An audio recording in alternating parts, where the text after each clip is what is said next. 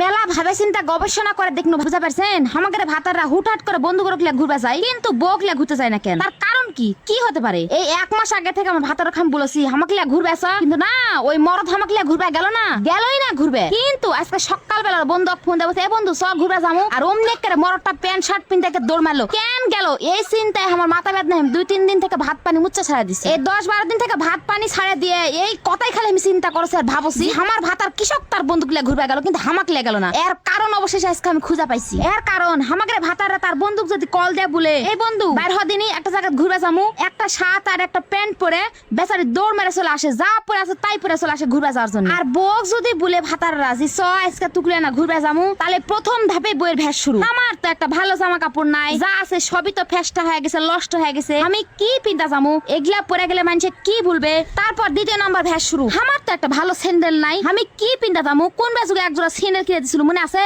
আর তো তোর চোখ যায় না আমার জিনিসের উপর তোর নজর আছে, নিজে খালি কিনতে পারলে বাসিস, এগুলা ছিঁড়া পাটা স্যান্ডেল পিন্তা গেলে মানুষে কি বলবে। এরপর ভ্যাস করে করে মেকআপ করতে বসবে কোন রকম, ওই মেকআপ করতে করতে লাগাবে আবার 1 ঘন্টা, সেটাও বেচারি মেনে নিবে। এরপর ঘ্যান ঘ্যানানি শুরু করবে। আমার তো একটাও ভালো ভ্যানিটি নাই, একটা আসলে তাকে তেলা পোকা এন্দুরে মিলা খাই লিছে, এটা লিয়ে আমি ক্যাং করে যামু, এটা লিয়ে গেলে আমার মান সম্মান থাকবে। এক কাম করো চলো আজকে তুমি আমাকে এক জোড়া জুতা আর একটা ভ্যানিটি ব্যাগ কিনে দিবেন। লাও এখন আমাকে ভাতার আগে বউ লিয়ে যাওয়ার বন্ধু লিয়ে যাওয়ার মধ্যে পার্থক্য আর আরাম দেখো। ধরো আমাকে ভাতার আগে পকেটে যদি 10 টাকাও থাকে তাহলে বন্দুক লিয়ে যেতে আমাকে এনাও ভয় করবে না, কারণ ওই 2 বন্ধু মিলে একটা বিড়ি কিনবে, কোন একটা সিপা সাপাত বসবে, বসে 2 বন্ধু একটা বিড়ি 2 টান করে লিয়ে শেষ। আর বউক লিয়ে গেলে হিসাব করে দেখো কত প্যারার কত চাপ। আর মনে করো বউক লিয়ে যদি ঘুরতে যায় তাহলে 5-10 হাজার টাকা তোর পকেটে থাকা লাগবে। কিছু লিতে চাইলে যদি না লিয়ে দিতে পারে তাহলে তো আবার সেই রাগ চলবে বাড়িতে আসা পর্যন্ত। সেই রাগে বাড়িতে আসা বউ আর ভাতও রানবে না, বেচারি ভাতও খাবে না। 1 মাস ধরে চলবে এই ব্যারাম। ওই বউয়ের মুখ পুরা আর বাড়িতে এসে এই ব্যারাম গুলার কথা মনে হলে ভাতের তো চাবেই হিনি ওই জিনিসটা বউ কিনে দিতে,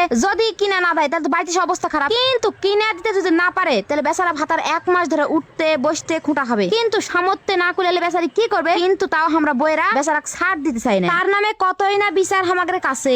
আমরা খালি সারাদিন কি বলি, হামাক তো আমার ভাতারে এই দিল না, হামাক তো আমার ভাতারে ওই দিল না, মানে আমাদের স্বভাবই হলো যা দেয় না সেগুলা খালি মনে করে থুই, আর যেগুলা দেয় ওগুলা কথা তো মনেই থাকে না, জীবনও মনে থাকে না। আর এই সমস্ত কারণে বুঝতে পারছেন আমাদের ভাতাররা আমাদের উপর অতিষ্ঠ হয়, আমার লিয়া ঘুরবে যায় না। আমাদের নিজেদের দোষে আমাদের ভাতারা আমার লিয়া ঘুরবে যায় না। তার বন্ধুক লিয়া ঘুরবে গেলে কত আরাম, আর বউক লিয়া ঘুরবে গেলে কত প্যারা, এটাই তোমরা না দেখো। এই বেচারি ভাতারে গেলে দোষ দেয় তো কোনো লাভ নাই, কারণ আমাদের নিজেদের জন্য আমাদের নিজেদের অভাব।